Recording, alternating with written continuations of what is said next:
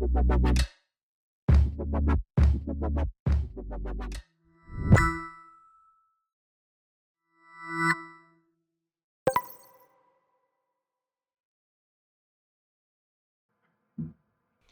everyone to the first season of Creative Economy Initiative Podcast. The Creative Economy Initiative Podcast is a partnership between Project Pluto and RMIT School of Communication and Design. The mission of Creative Economy Initiative is to empower a thriving creative economy that is essential for Vietnam's future, driving our economic growth and cultural influence. My name is Pham. I'm the founder and executive creative director of Project Pluto, a brand consultancy that helps companies to create distinctive, memorable brand assets that helps them expand into new markets. I'm honored to be your guest today. Today's topic is The Future is Creative, Unpacking Vietnam's Creative Economy. We will explore what the creative economy truly means for Vietnam, and more importantly, we'll discuss why intellectual property, IP, is the key for growth for creators and for Vietnam's creative industry. Chào mừng quý vị và các bạn đã đến với mùa đầu tiên của podcast Sáng kiến kinh tế sáng tạo. Sáng kiến kinh tế sáng tạo là sự hợp tác giữa Project Pluto và Đại học RMIT, Khoa truyền thông và thiết kế. Sứ mệnh của sáng kiến kinh tế sáng tạo là hỗ trợ cho những người làm sáng tạo tại Việt Nam biến những ý tưởng tuyệt vời của họ thành những tài sản trí tuệ có giá trị, thương mại hóa. Chúng tôi tin rằng một nền kinh tế sáng tạo vững mạnh là yếu tố then chốt cho tương lai của Việt Nam và thúc đẩy cả tăng trưởng kinh tế lẫn tầm ảnh hưởng văn hóa. Mình là công danh, sáng lập và là giám đốc điều hành và sáng tạo của Project Pluto. Mình rất hân hạnh là người dẫn chương trình của podcast ngày hôm nay. Chủ đề hôm nay là tương lai là sáng tạo, giải mã nền kinh tế sáng tạo tại Việt Nam. Chúng ta sẽ cùng nhau khám phá xem tại sao nền kinh tế sáng tạo lại có ý nghĩa đối với sự phát triển của Việt Nam. Và quan trọng hơn, tại sao tài sản trí tuệ, IP lại là chìa khóa phát triển cho người làm sáng tạo và ngành sáng tạo tại Việt Nam. Hôm nay chúng ta có 3 vị khách mời vô cùng đặc biệt và đại diện cho những góc nhìn rất là khác nhau của nền kinh tế sáng tạo tại Việt Nam. So first, to help us understand the foundation of creative economy, our first guest is an educator. He is the program manager for digital media at RMIT University. Please welcome Ricardo Arce. Ricardo, could you please introduce yourself for our listeners? Sure, thank you. Thank you very much, Jan, and everyone. Hi, Ricardo. So I studied graphic design in Colombia and started working in animation around 30 years ago. And I not only work in animation, producing animation, but also teaching animation, and later I became the president for the branch of the International Animation Film Association in Colombia, ASIFA. And that helped me to work in areas related to cultural policies for not only animation but design and different areas. Also to work with different entities around Latin America and internationally, also in other regions. To work with China, and then here in RMIT since 2022 as program manager for digital media program in the School of Communication and Design at RMIT. Thank you. Thank you, Ricardo. I believe that your extensive experience would be valuable for our audience today. So, khách mời tiếp theo của chúng ta là một doanh nhân đang trực tiếp cung cấp những cái dịch vụ và những cái giải pháp thương mại hóa cho những cái tài sản sáng tạo tại Việt Nam. Xin chào mừng anh Thanh, founder và CEO của Headfully. Anh Thanh có thể giới thiệu đôi chút về bản thân và công việc của anh tại Headfully được không ạ? Chào thầy Ricardo, chào Khoa, Danh và các bạn theo dõi chương trình podcast. Mình là Thuan Thanh, mình hiện là đồng sáng lập và giám đốc điều hành của Headfully. Mình có 17 năm kinh nghiệm trong lĩnh vực sản phẩm có bản quyền. Và ở Headfully thì mình thành lập công ty năm 2018. Đây là một công ty cung cấp các cái giải pháp về IP marketing và các cái sản phẩm bản quyền. Nói một cách khác là tụi mình mang biến những cái nhân vật nổi tiếng và những cái ý tưởng sáng tạo trở thành những cái sản phẩm có thể chạm vào được, có thể mua được, cũng có thể sử dụng và tặng được. Thì mình ở Headfully tụi mình không chỉ thương mại hóa bằng sản phẩm đại diện cho các cái IP lớn trên thế giới như Disney, Warner Bros, Marvel, mà tụi mình còn mở rộng sang các cái IP Việt Nam trong nước, giống như lớp học mật ngữ, Quỳnh AK, Thỏ Bảy Màu, SEA Games 31, hay là các cái IP thương hiệu giống như là Phô Mai Con Bò Cười, Heo Cao Bồi, Nuvi World, vân vân.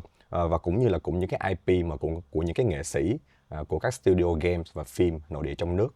Ở Headfully tụi mình đang giải quyết một cái vấn đề nó rất là thực tế trong ngành sáng tạo và marketing.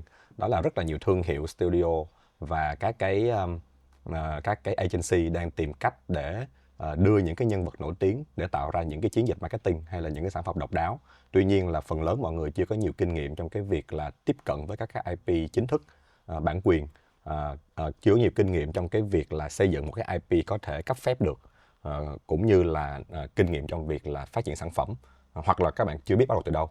Thì ở Headfully tụi mình có những cái giải pháp trọn gói cho cái việc là từ tư vấn chiến lược cho IP, xin cấp phép thiết kế sáng tạo hay là sản xuất ở quy mô quốc tế, sản xuất quy mô số lượng lớn, cũng như là phân phối sản phẩm ra ngoài thị trường.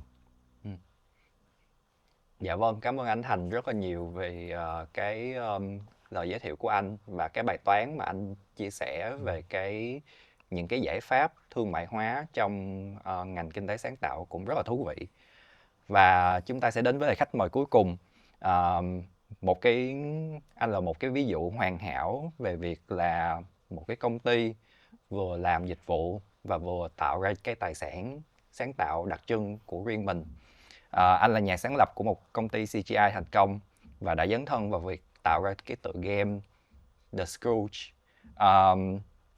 rất là nổi tiếng ở trên thế giới. Xin chào mừng anh Lê Đoàn Đăng Khoa, founder của studio Reversee. Chào Khoa, Khoa có thể chia sẻ về cái công việc cũng như là cái background của mình được không? Xin chào mọi người, xin chào anh Danh, thầy Ricardo và anh Thành. Em là Khoa, em là CEO và founder của Reversee. Reversee là một công ty chuyên về sản xuất những cái sản phẩm về CGI cao cấp cho khách hàng trong và ngoài nước. Tụi em cũng là một studio phát triển game. Thì thành lập từ năm 2019 thì đến nay tụi em đã làm ra rất nhiều các sản phẩm sáng tạo cung cấp cho các khách hàng trong nước như ngoài nước, giống như là Tencent, Garena, VNG, Unilever. Thì là không những là làm những cái sản phẩm về dịch vụ B2B mà tụi em còn muốn phát triển những cái IP cho riêng công ty và sử dụng những cái văn hóa và những cái giá trị của Việt Nam để mang lại một cái sản phẩm mà nó vừa mang nét văn hóa nhưng mà vừa vẫn chinh phục được những khách hàng và khán giả trên thế giới. Cảm ơn Khoa rất là nhiều. Những cái tài sản sáng tạo mà Khoa đã làm á, thì Danh tin là đó sẽ là những cái ví dụ rất là hay mà mình có thể chia sẻ với lại quý vị khán giả trong cái podcast của mình ngày hôm nay. So, to set the foundations, I would like to have the discussion with Ricardo first. How would you describe the creative economy from an academic standpoint? Okay. From the academic standpoint, it could be defined like, for example, turning a symbolic capital, and symbolic capital is, for example, artistic content, creative content, culture content, and to turn that into economic and political value. And then it means the capacity in plain language. Yeah, it would be like taking all this work that has been created through the creativity of the people and putting together a culture, putting together each one's voice, for example, and a talent, the craft on it, but into action and being able to distribute this to but and get a revenue or get recognition for it, for example. But it's also all the platforms that exist around that facilitate this. For example, we are talking about the markets, the festivals. We are talking about and contests, yeah, academia, and every training place there is. The policies, very important, right? The policies that allow all this to exist, and so on. All the networking, for example. So and also it means that this is a living entity. The creative industries are not something that is already set and that's it. It's something that is all the time changing, renewing. New agents are coming to these industries. New policies shall be created. For example, a few years ago, AI wasn't in the conversation. Now everything implies discussing about the impact. Thank you, Ricardo. So I would like to dive a little bit deeper on the definitions. So can you help the audience understand what is the fundamental difference between simply creating something, a creative works, versus an intellectual properties, an IP? Okay. On one end, every creation is cultural, right? Everything we do is cultural because it's shaped by the language. It's shaped by the things we have always seen that are natural for us, which is our cultural context, the things we understand around. And then we start to be in contact with things that belong to other cultures that start to feed us as well. And then are new, but start to be part of our understanding of the world. And all this together, plus the ideas we are having, everything, all these interconnections are giving us the chance to express through theater, writing, doing animation, doing branding, this or that. Yeah. So everything is cultural. Now, the difference with the concept of IP, it goes a little bit further. You can have, for example, a painting. Yeah, you can have a painting, and the value of the painting is because it's unique. You don't have too many copies of it. Yeah, it's this specific unique thing, and but when we talk about IP, it goes beyond. You need to have the possibility to multiply it, to take this to derive into different things. So it's not the uniqueness exists, but in a different approach. Is you're having something that doesn't look like everybody else's. It is your voice, but it can be at the same time multiplied and transformed into different shapes, into different formats. So it gives value, the concept that I mentioned before, that gives value to the people's life, but also brings economical value and all of these together. So if you see K-pop Demon Hunter, for example, you don't need to know about Korean culture. You don't need to know all this tradition about the costs, about the altar life, etc. And you don't need to know even K-pop lore and K-pop culture to understand that. It's easy to engage. And at the end, what they are talking about is love, friendship, trusting the people, yeah, loving yourself, embracing diversity, a lot of things that you can relate.